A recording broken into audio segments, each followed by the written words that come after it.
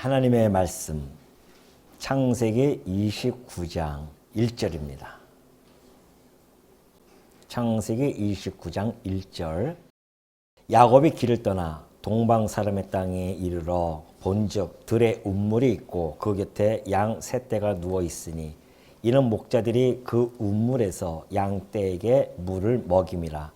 큰 돌로 운물 아귀를 덮었다가 모든 떼가 모이면 그들이 운물 아귀에서 돌을 옮기고 그 양떼에게 물을 먹이고는 운물 아귀의 그 자리에 다시 그 돌을 덮더라.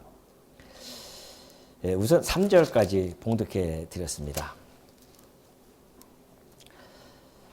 드디어 야곱이 이 길을 떠나게 되어졌습니다.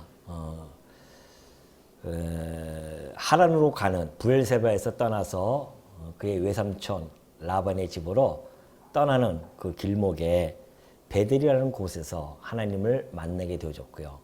그 하나님의 약속에 힘입어서 야곱은 가벼운 발걸음을 가지고 이제 동방을 향해서 한 걸음 뛰어뛴 이런 사건을 우리가 지금 살펴보고 있게 되어지죠.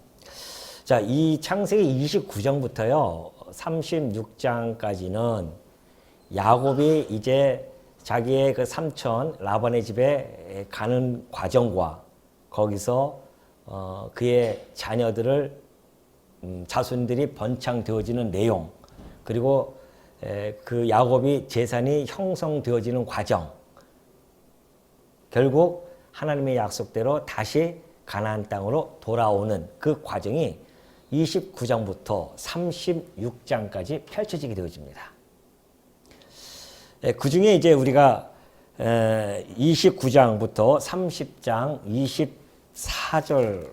24절까지 살펴보면은 30장 24절까지 보면은 야곱의 자손들이 번창되어지는 그런 과정을 잘 그려내고 있습니다.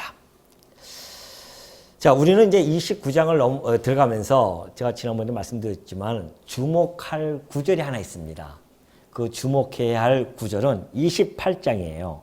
28장 14절 한번 볼게요. 내 자손이 땅에 티끌같이 되어 네가 서쪽과 동쪽과 북쪽과 남쪽으로 퍼져나갈 것이며 땅의 모든 족속이 너와 네 자손으로 말미암아 복을 받으리라. 내가 너와 함께 있어 네가 어디로 가든지 너를 지키며 너를 이끌어 이 땅으로 돌아오게 할지라. 내가 내게 허락한 것을 다 이루기까지 너를 떠나지 아니하리라 하신지라 라고 했던 하나님의 언약의 말씀에 우리가 주목을 할 필요성이 있습니다. 왜 여기 주목을 하냐 하면요, 누구든지 이런 말을 할 수 있습니다. 그렇죠? 이 내용은 이 말씀의 내용의 문제가 아닙니다. 물론 내용도 중요하죠. 그러나 그 말씀의 내용보다는 누가 말했느냐에 대한 핵심입니다.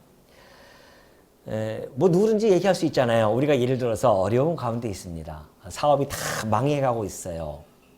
그런데 옆에 있는 외삼촌이 왔어요. 외삼촌이 와서 조카야 걱정하지 마.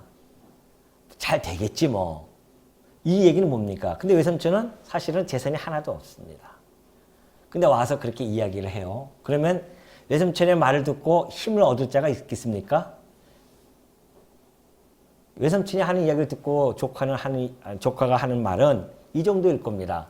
외삼촌 고맙습니다. 말이라도 고맙습니다. 그렇게 이야기할 수밖에 없잖아요. 그런데 큰아버지가 오셨어요. 근데 큰아버지는 엄청난 재물을 가지고 있는 분이십니다. 그분이 오셔가지고서는 그 조카에게 너 너무 걱정하지 마. 사람이 이런 일도 있고 저런 일도 있는데 네가 지금 처한 상황들은 네가 잘 극복할 수 있을 거야. 내가 조금이라도 너의 힘이 되어주마. 라고 했을 때 그 조카는 힘을 얻을까요? 안 얻을까요? 훨씬 힘이 나죠. 왜? 그 큰아버지는 자기의 문제를 해결해 줄 수 있는 능력을 가지고 있는 자이기 때문에 그렇습니다. 그러니까 무슨 말을 하는 것이 중요한 것이 아니라 누가 했느냐가 중요한 겁니다. 근데 지금 이 야곱에게 나타나서 아무 무일푼인 이 아무것도 가진 것도 없는 이 무일푼인 야곱, 그리고 그가 가는 그곳, 지금 하란으로 가고 있는데 거기서 어떻게 무슨 일이 되어질 줄은 아무도 모르고 불안과 두려움 속에서 한 걸음 한 걸음 뛰어야 하는 그러한 발걸음, 그 가운데에 하나님이 찾아오셨단 말입니다. 그리고 지금 이 말씀을 하신 거예요. 누가 했다고요? 하나님이. 하나님은 곧 전능자라는 뜻입니다.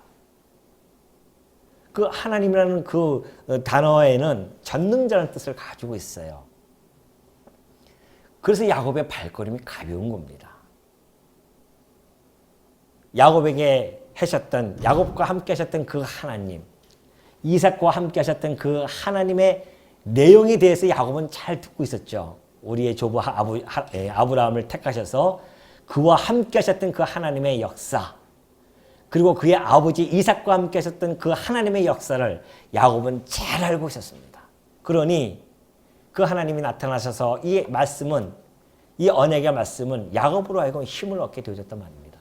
그래서 그는 동방을 향해서 이제 가게 되어졌는데, 아까 얘기했듯이 그 전능자가 하셨던 이 말씀 15절, 14절, 너희 자손이 티끌같이 되어져서 서쪽, 동쪽, 남북쪽으로 흩어질 거야. 그렇다고 한다면 야곱을 통하여서 그 티끌 같은 자손들의 키트를 하나님께서 마련해 주시겠다는 약속입니다.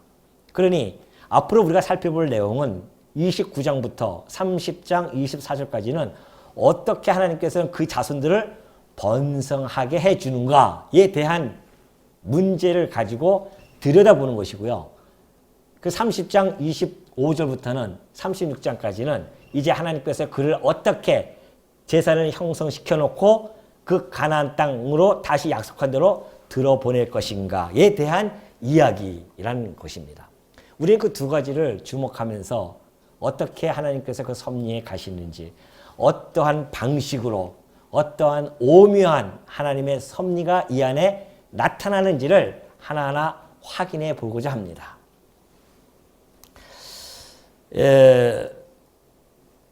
지금 이제 29장부터의 내용은요, 지난주에 제가 말씀드렸듯이 하나님께서 아브라함에게 하셨던 약속이 있었죠.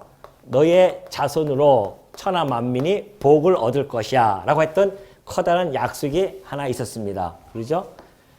하나님께서는 이것은 이제 장차 예수 그리스도를 통하여서 이루어질 복입니다. 그 약속을 큰 대하의 하나의 줄기죠. 그 약속을 하나 해놓고 아브라함을 불러서 생육하고 번성시킬게. 그리고 땅을, 내가 이 가나안 땅을 주겠다. 그리고 열왕들을 내가 세워주겠다. 이런 약속을 해줬단 말입니다. 아브라함에게. 그리고 나서 하신 약속이 너희 자손들이 생육번성하는데 이 가나안 땅에서 하는 것이 아니라 이방에서 네가 계기 되어질 것이다. 이방에 계기 되어져서 거기서 종로를 타다가 4대 만에 너희가 땅으로 돌아오게 될 것이다. 이런 약속을 또 해주셨어요. 그리고 나서 이제 야곱에게 하는 약속이 지금 아까 봉독해 드렸던 그 말씀입니다. 너희의 자손이 티끌처럼 되어져서 동서남북으로 퍼져나가게 되어질 것이다.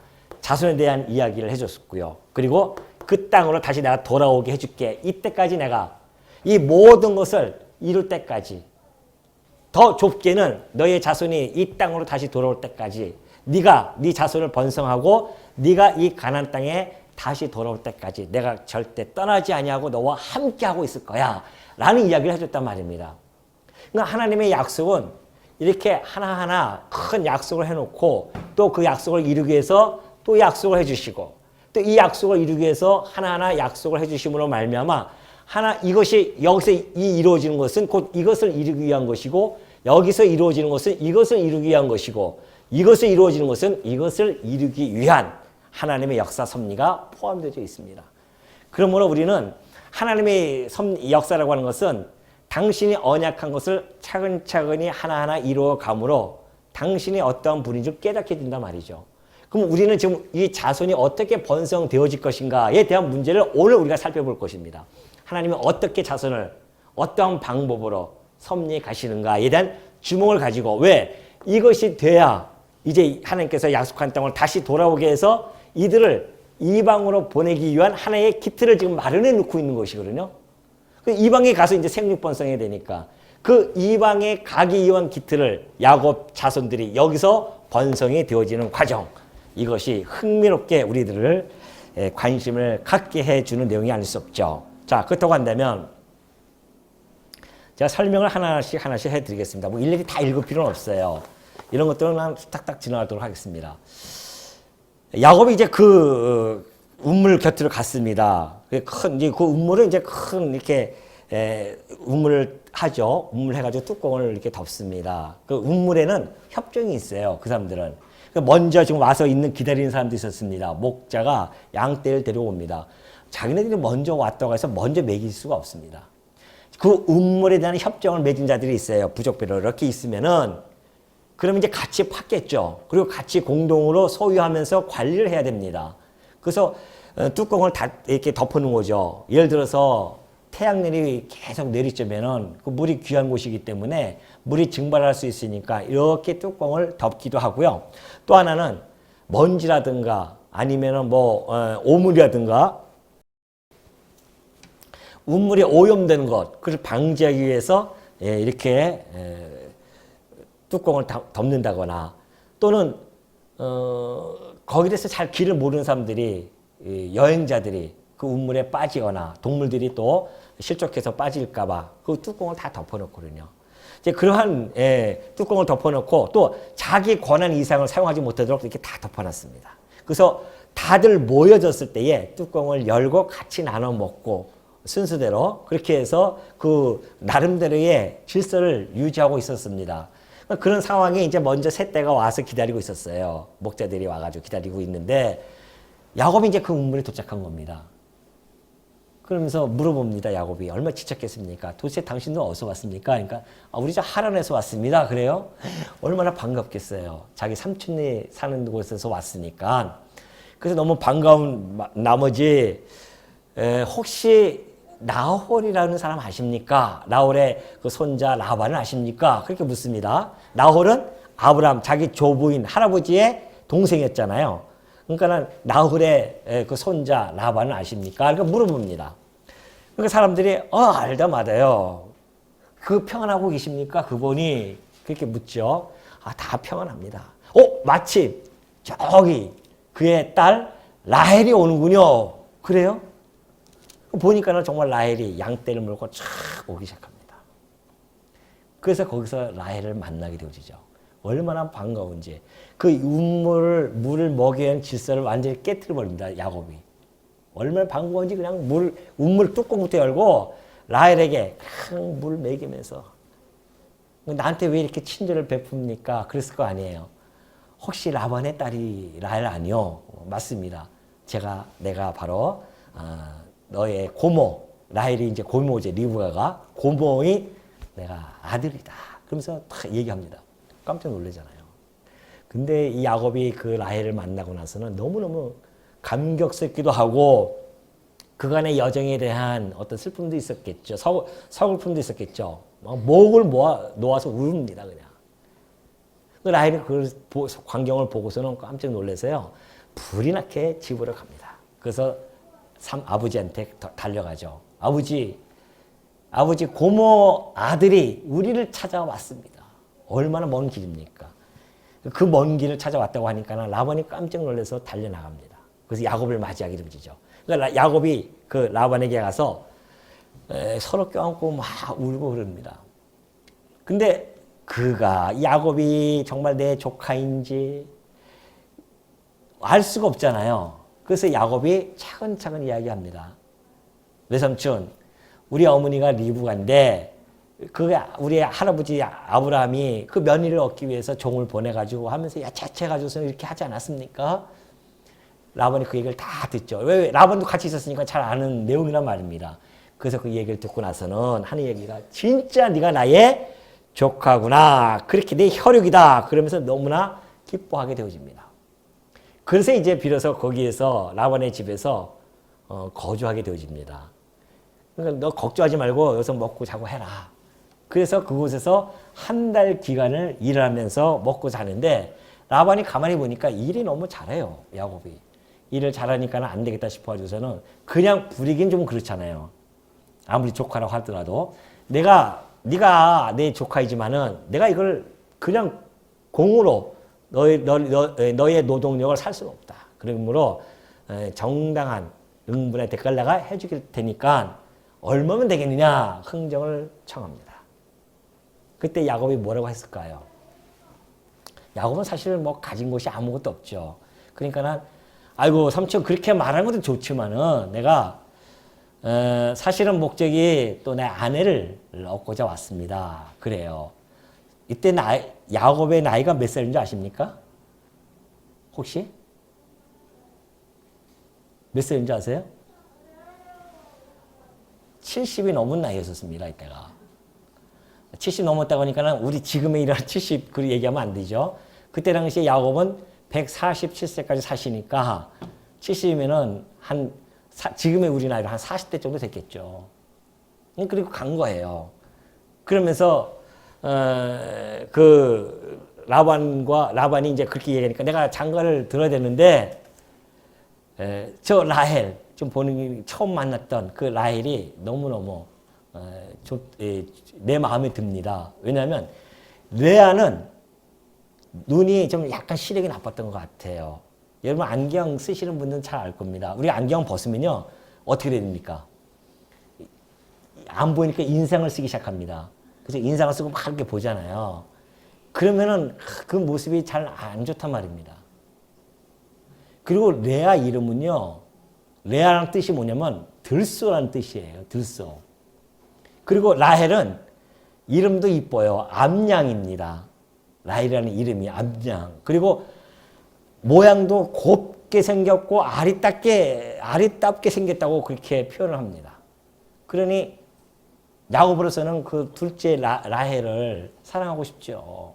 그 이름도 잘 지어야 됩니다. 들소라는 이름보다는 라헬이라는 이름이 참 좋잖아요. 안 그러겠어요? 만약에 우리나라 이름으로 한다고 한다면 큰딸이 월배라고 하고 둘째 딸을 반월당으로 합시다. 여러분은 어떤 이름이 훨씬 낫겠어요? 그래도 반월당에 좀 운치가 있지 않습니까? 예? 월배보다는 그런 거예요 지금. 야곱의 이름이 들소, 둘째는 암양. 그러니까는 야곱 이 라헬에 대한 마음이 굴뚝 같았어요. 삼촌, 내가 저 라헬이 마음에 드니까 라헬하고 결혼하고 싶습니다.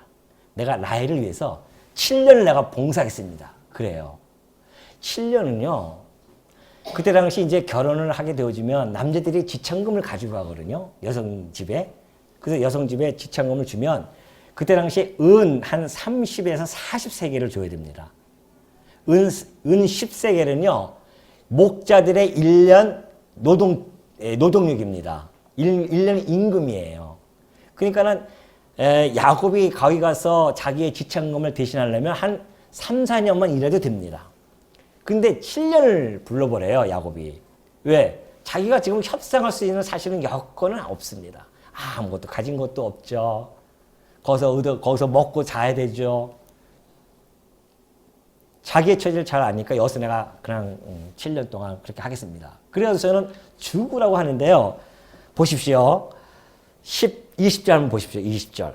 야곱이 라헬을 위하여 7년 동안 라반을 섬겼으나 그를 사랑하는 까닭에 7년을 며칠같이 여깁니다. 사랑은요. 요즘 뭐 광고도 뭐 그런 사랑은 뭐라 했더라? 뭐라고 그러잖아요. 사랑은.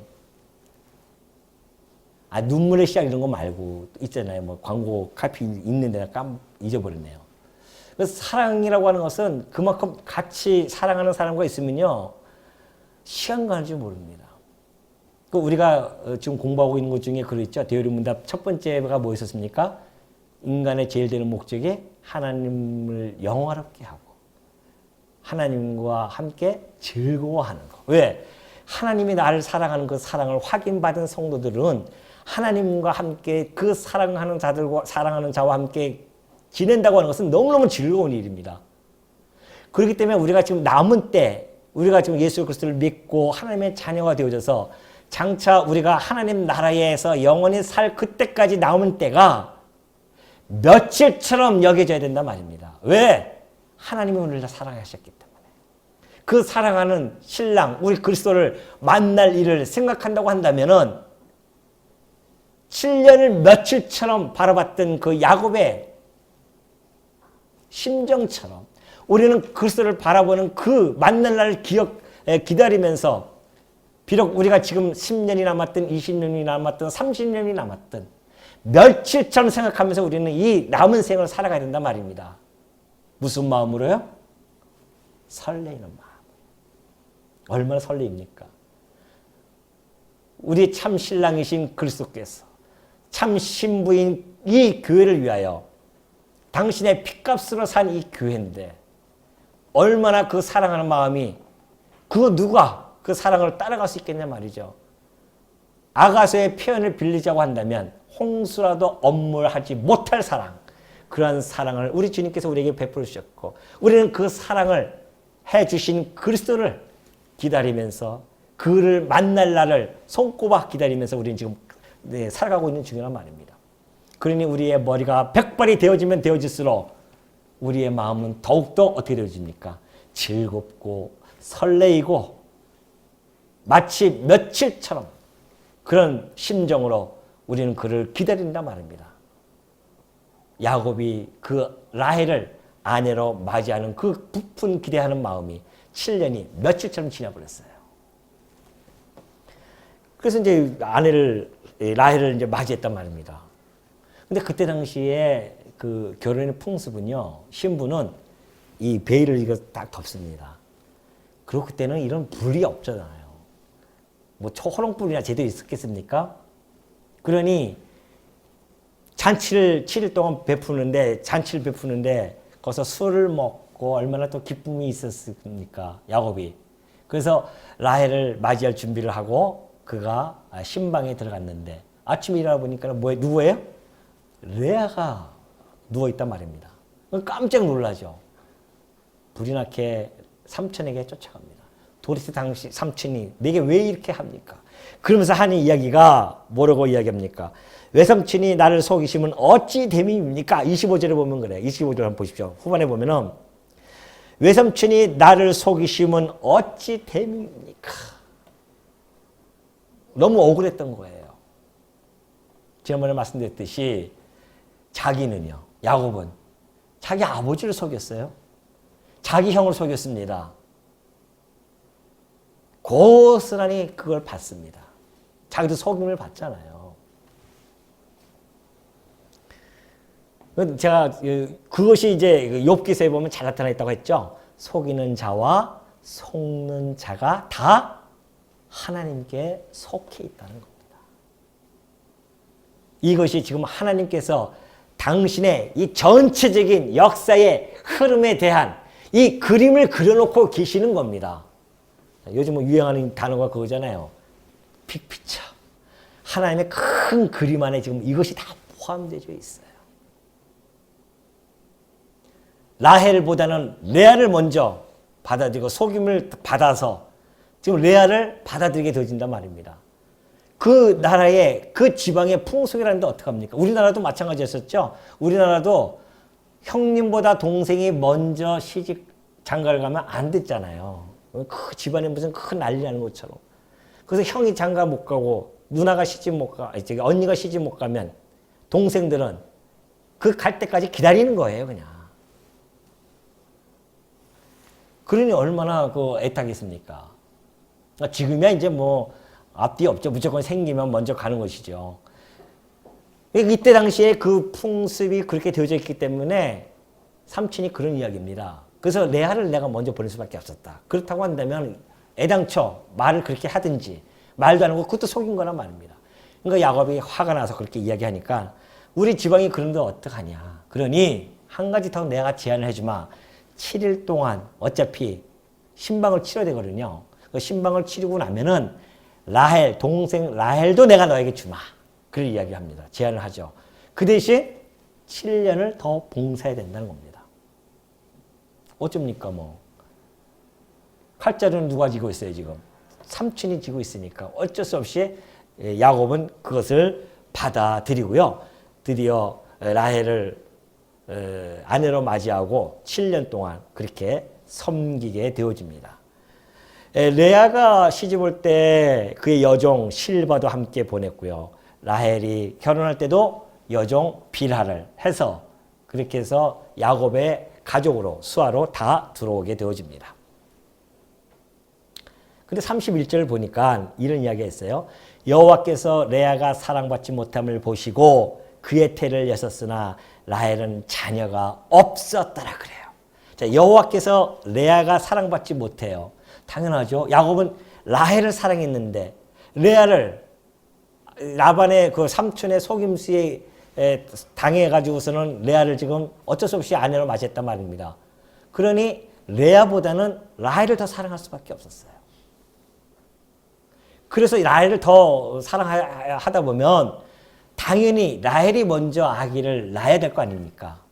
그런데 이상하게 사랑받지 못하는 레아의 태를 하나님이 여십니다. 그렇게 해서 라헬은 자녀가 없고 오히려 레아가 첫 아들을 낳게 되죠. 그 첫 아들이 르우벤입니다. 보라 아들이다. 얼마나 큰 아들이 얼마나 기분이 좋겠어요. 레아 입장에서는. 그때 당시에 이 아들은요. 자기 아내의 입장을 세워줄 수 있는 그런 힘을 발휘하게 되어집니다. 많은 그 여인들이 우리나라도 그렇지 않습니까? 아기를 못 낳으면 힘을 못 썼어요. 조선시대 때 보면은 아기를 못 낳으면 힘을 못 씁니다. 그래서 아기를 어떻게든지 낳게 하려고 애를 쓰죠. 그래서 아기를 낳으려고 그냥 뭐 별 일들을 다 하지 않습니까? 돌가루를 갖다가 긁어서 먹는고. 왜? 그 아기를 낳음으로 말미암아 어깨에 힘을 줄 수가 있기 때문에 그렇습니다. 그런데 레아는 첫 아들을 낳게 되어집니다. 그래서 이 아들을 갖다가 르우벤이라 그렇게 이름을 짓게 되어지죠. 또 두 번째, 그러면서 하는 이야기가 32절에 보면 그래요. 여호와께서 나의 괴로움을 돌보셨으니 이제는 내 남편이 나를 사랑하려다. 큰아들 낳아줬으니 야곱이 이제 날 사랑하겠지 했는데 여전히 사랑하지 않아요. 그런데 다시 또 임신을 하게 되어집니다. 아들도 낳아요. 시므온입니다. 내가 사랑받지 못함을 들으셨다 그래요. 하나님께서 내가 사랑받지 못하는 것을 하소연했더니 하나님께서 들으셔가지고서는 다시 둘째 아들 시므온을 주셨다는 겁니다.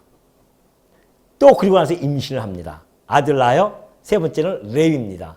이제는 남편이 나와 연합을 하겠지. 레아로서는 정말 아기는 분명히 낳는데 남편의 사랑을 받지 못하는 그 서러움이 북받쳐 오르는 겁니다. 지금. 결국 유다까지 임신하게 되어집니다. 유다의 이름을 내가 이제는 여호와를 찬송하려다 그 이름을 짓습니다. 보십시오 여러분. 레위는 제사장직을 담당할 지파고요. 유다는 왕족입니다. 그 중요한 이스라엘 나라에 있어서 가장 중요한 직분을 감당할 두 아들이 야곱이 사랑했던 그 라헬의 몸에서 나오지 아니하고 오히려 사랑하지 않았던 레아의 몸에서 그 두 족속이 태어나게 되어집니다. 이런 거 보면은 인간적인 생각으로 되어지는 것이 결코 아님을 우리가 잘 알게 되어집니다. 하나님의 깊은 섭리, 그 이주권적인 역사, 이 아이들을 통해서도 너무도 잘 나타나게 되어지죠. 레지파, 레위 이름이 연합이라고 하는 것은, 연합한다고 하는 것은 매우 의미 있죠. 그렇죠? 우리가 그리스도가 제사장직을 감당하시면서 십자가에서 죽으십니다. 그 죽으심을 가지고서는 로마서에 보면은 그런 이야기 했잖아요. 우리가 죽으심과 함께 같은 모양으로 우리가 거기에 동참하게 되어지면 연합하여지고 또한 우리가 부활도 함께 연합하여진다. 그러니까 예수님이 십자가에 죽으심으로 우리가 함께 죽고 부활하심으로 우리가 함께 연합해서 부활되어지는 그 이야기를 하게 되어지죠. 그것이 바로 제사장 직분을 감당했을 때 하는 이야기입니다. 레위 이름이 연합이라는 뜻이에요. 이제는 남편과 내가 연합이 되어질 것이다. 우리 그리스도께서 남편이시고 우리가 신부인 교회가 연합되어질 것에 대한 그런 이름의 의미를 담고 이 레아는 그냥 지었지만은 그 이름 안에는 그런 또 뜻이 있습니다. 그리고 유다도 마찬가지죠. 여호와를 찬송하리로다. 왕족이 태어남으로 말미암아 그리고 그 유다 족속을 통하여 천하 만민이 복을 얻을 수 있는 메시아가 그 유다 족속을 통해서 오기 때문에 여호와를 찬송할 수 아니할 수가 없죠. 복받은 모든 민족들이 여호와를 찬송하게 되어집니다. 그 이름이 함께 함이 되어져 있음을 우리가 발견하게 되어집니다.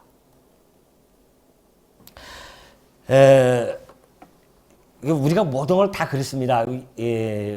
인간들이 모든 계획을 세운다 할지라도요. 결국은 하나님께서는 그 이루어 나가신 분은 하나님이시죠. 아무리 야곱이 라헬을 사랑해서 그렇게 했다 할지라도요.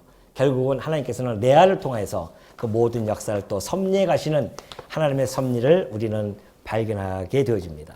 결국 내 아들을 낳습니다. 근데 이 아들을요. 연년생으로 낳은 거예요, 지금. 아이를 낳고 또 그 다음 해에 낳고 그러니 레아가 4년 동안에 4명의 아들을 낳게 되어집니다. 이쯤 되면 라헬이 가만히 있겠어요?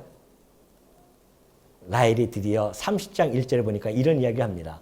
라헬이 자기가 야곱에게서 아들을 낳지 못함을 보고 그의 언니를 시기하여 야곱에게 이르되 그래요. 야곱에게 이르되 내게 자식을 낳게 하라. 그렇지 아니하면 내가 죽겠노라.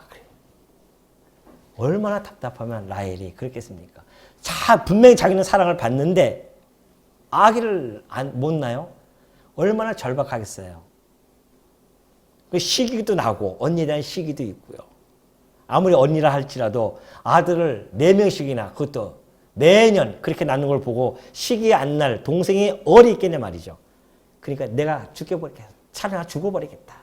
그런 이야기를 하소연을 야곱에게 하게 되어집니다. 그리고 야곱이 라헬에게 성을 냅니다. 아니 그대를 임신하지 못하게 하는 이는 하나님이시니 내가 하나님을 대신하겠느냐. 여기서 우리는 자녀관을 잘 알 수가 있죠. 생육 번성이 하나님으로부터 말미암죠. 하나님께서 생명도 주시고 호흡도 주시고 그런 것처럼 하나님이 생명을 주시는 것은 하나님에 의해서 주시는 것입니다. 하나님을 모르는 자들은 그 생명을 주는 자가 누구라고 생각합니까? 누구라고 생각해요? 네?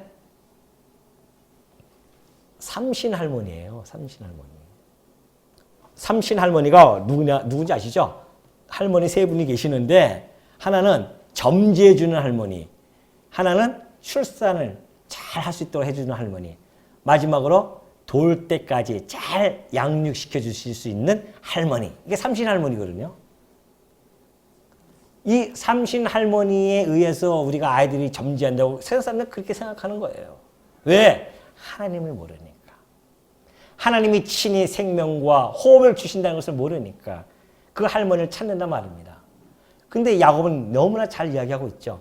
이 사람아, 내가 자식을 주고 안 주고 하는 그런 존재가 아니라는 겁니다. 하나님께서 레아의 태를 여시면 레아가 자식을 갖는 것이고 라헬의 태를 닫아버리면 아이를 가질 수 없는 것이고 그러니 아이를 갖고 못 가는 것이 하나님 손에 달려있는 것이지 생육번성이 이미 창세기 때 초반에 나왔잖아요. 생육하고 번성하라 하나님의 약속에 의해서 이루어지는 것입니다. 자연스럽게 되어지는 것이 아니에요. 누구나 결혼하면 다 아기 낳는 줄 알고 착각합니다. 하나님의 뜻에 따라서 하나님의 약속에 의해서 이루어짐을 여기서도 잘 보여주게 되어지죠. 그러니 라헬에게 그런 이야기를 하는 겁니다. 도대체 내가 어떻게 그것을 할 수 있겠느냐. 그래서 그 시편인가요? 시편을 보면 그러죠. 자식은 여호와의 기업이라고 합니다. 여호와께서 주시는 기업, 그리고 태의 열매는 여호와께서 주시는 상급입니다. 하나님이 주신 선물이지 우리 인간의 힘으로 되어질 수 없다는 것을 야곱은 잘 알고 있었어요. 이때부터 벌써. 그래서 이런 이야기를 하는 것이죠. 그러니 라헬이 그래 그러면은 내 종 비라가 있는데 내 비라와 결혼하셔. 내 비라와 종과 함께 결혼해서 아기를 좀 낳아주면은 내가 그 아기를 내 무릎에 앉히면서 내 아들로 삼고 나도 한번 좀 큰 소리 치고 싶습니다. 그런 이야기합니다. 야곱은 좋다 그러면은 그래서 비라를 아내로 맞이합니다. 그래서 아들을 낳게 되어지죠. 그 아들 이름이 바로 단과 납달리입니다. 단과 납달리로 해서 라헬이 그 단을 낳고 나서는 하나님이 내게 호소를 들어주셨다 라고 억울함을 풀어줬다 그런 이야기죠. 단 이름이. 납달리는 경쟁에서 낳았다 그래요.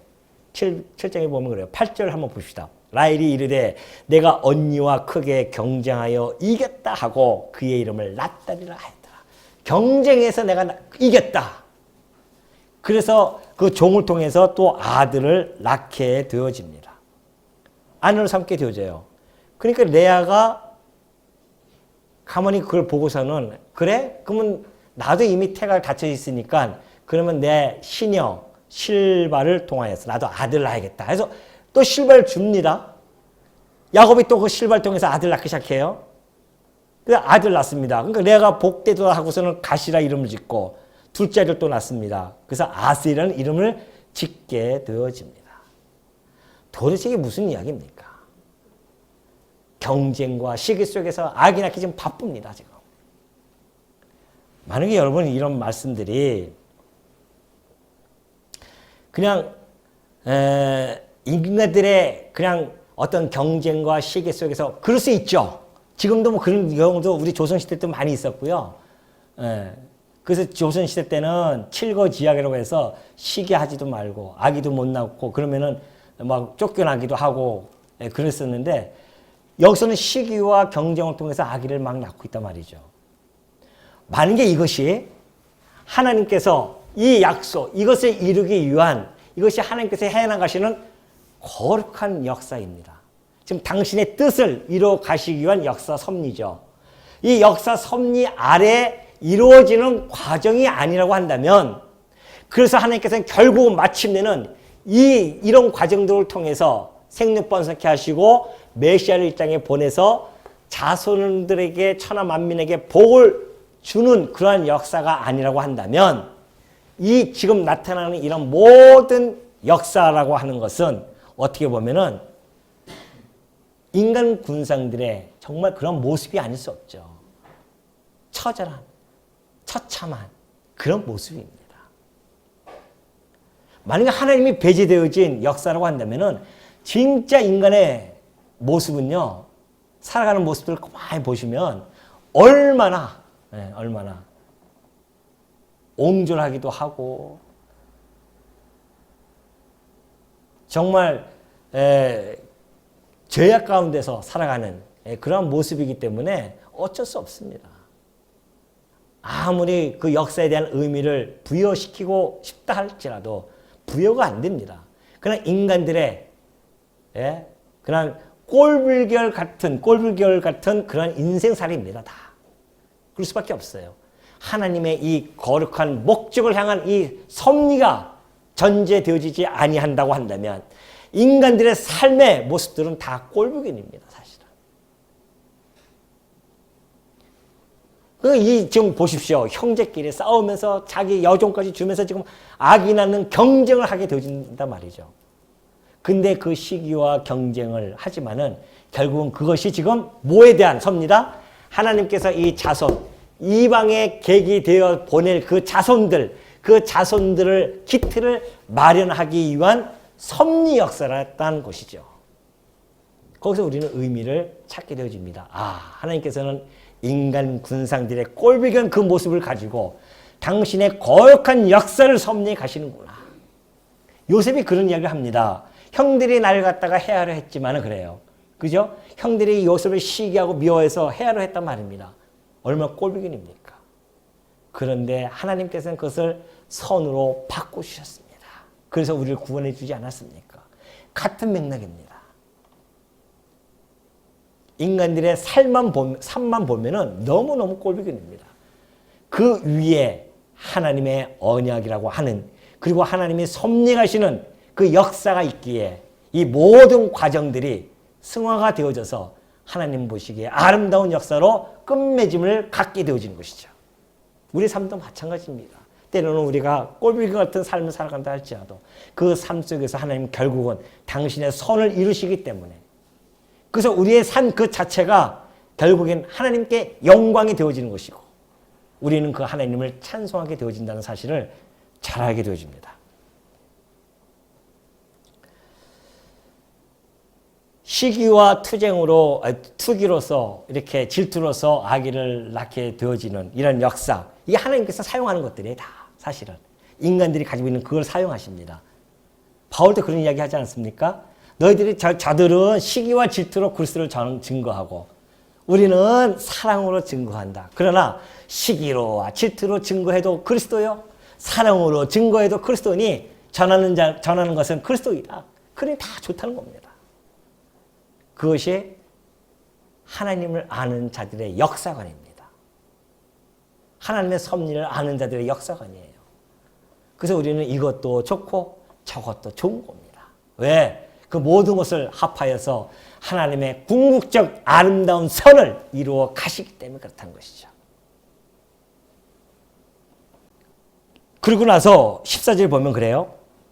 이제 밀 거둘 때 르우벤이 나가서 들에서 합 한 채를 얻어 그의 어머니 레아에게 드렸더니 라헬이 레아에게 이르되 언니의 아들의 합 한 채를 청구하노라 그래요. 르우벤이 한 6살 정도 됐어요. 6, 7살 정도 됐는데 들에 나가서 합 한 채를 어떻게 보고선 따왔어요. 자기도 모르게. 그때 당시에 합 한 채라고 하는 것은 남녀가 합할 수 있는 그 어떠한 정력제 뭐 이런 풀이였었어요. 그걸 가져오니까는 라헬이 그거 보고 눈이 번쩍 띕니다. 그래서 레아에게 가서 언니, 저 우리 조카 루벤이 가져온 합 한 채를 내게 좀 주시오. 나도 아들 좀 갖고 싶습니다. 그런 이야기죠. 그러니까는 레아가 어떻게 내 아들이 가져온 걸 빼앗고자 하느냐? 그러면 딜을 합니다. 뭐라고요? 내가 내 남편이 언니와 동침하도록 내가 오늘 밤 내가 양보하겠습니다. 그래요. 그래? 알았다고 해서 그 합 한 채를 주고 야곱과 동침합니다. 레아가 4명까지만 낳고 유다까지만 낳았던 레아가 드디어 아들 둘을 또 낳습니다. 5째를 낳습니다. 레아의 소원을 들으셔가지고서는 야곱에게 낳습니다. 그래서 레아가 하나님이 내게 그 값을 주셨다 해서 이삭을 하나를 더 낳고요. 그리고 6째 아들을 야곱에게서 낳는데 그의 이름을 스볼론이라 라고 그렇게 이름을 지으면서 이제는 그가 나와 함께 살리라 그러면서 여전히 그 야곱에 대한 애착심 아주 집요하게 레아가 나타나게 되죠. 그 이름을 통해서 그렇게 다 나타나게 되어집니다. 그리고 딸 하나 더 낳아요. 그 디나입니다. 디나라고 해서 이름을 하나 더 짓게 되어지죠. 자, 이쯤 되면은 이제 보십시오. 레아 6명, 그리고 빌하 2명, 그 다음에 실바죠. 실바 2명. 지금 총 10명이 났습니다. 10명. 야곱은 졸지에 한 10여 년 동안 10명을 낳은 거예요, 지금. 한 2, 3년 됐겠네요. 보십시오. 그 여자 2명의 시기와 질투 속에서 하나님께서는 마침내 10명의 아들을 만들어버립니다. 하나님이 하시니 오묘한 섭리입니다. 오묘한 섭리예요. 인간들이 보기에는 아까 얘기했듯이 꼴불견 같은 모습이지만 하나님 보시기에는 오묘하게 그렇게 섭리가 있습니다. 그리고 나니까 22절에 이래요.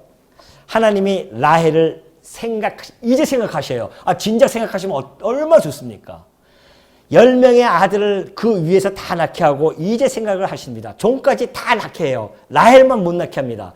그러다가 라헬을 생각하셔서 하나님이 그의 소원을 들으시고 그의 태를 여셨으므로 그가 임신하여 아들을 낳고 이르되 하나님이 내 부끄러움을 씻으셨다 하고 그 이름을 요셉이라 하니 여호와는 다시 다른 아들을 내게 더하시기를 원하노라 하였더라. 겨우 아들 하나 딱 낳게 합니다. 이름이 요셉입니다. 왜 그랬을까요? 왜 그랬을까요? 일찍이 라헬을 갖다가 일찍 아들 야곱이 얼마나 사랑하는 라헬입니까? 일찍은 아들랑 이렇게 많이 낳게 해서 사랑받게 하면 얼마나 좋아요. 레아가 6명이 날 동안에 그의 종들 4명 날 동안에 라헬은 아무 태도 열지 않고 계시다가 이제는 마지막 때 그 11번째 요셉을 그에게 줍니다. 왜 그러냐 말이죠 도대체. 왜 요셉은 11번째로 태어나야 되는가? 그 이유가 있어요. 하나님의 뭐가 있다? 아까 얘기했죠. 무슨 그림? 빅피처가 있는 거야, 빅피처가 지금. 하나님의 큰 그림이 있어요. 지금 이 그림이 있단 말입니다. 근데 이 그림을 지금 하나님께서는 그려내기 위해서는 요셉이 몇 번째로? 마지막 10번째. 물론 이제 여기서 떠나서 이제 베냐민이 나타나지만은 10번째 앞에 위에 이복 형제입니다. 이복 형제들. 이복 형제를 10명을 낳게 합니다. 아니, 9명을. 9명을 낳게 하고 마지막 10번. 아니죠. 10명 맞죠? 10명, 11번째. 10명까지 이복 형제를 만들어 놔요. 그리고 라헬에게 마지막으로 요셉을 11번째로 줍니다. 하나님의 뜻이 있으신 겁니다. 왜? 이제 이들이 이방의 객이 되기 위한 준비를 하나를 해놓은 거예요. 요셉이 누구의 아들이라고요? 라헬? 라헬을 야곱이 누굴 제일 사랑한다고요? 라헬. 그러면 이 11형제 중에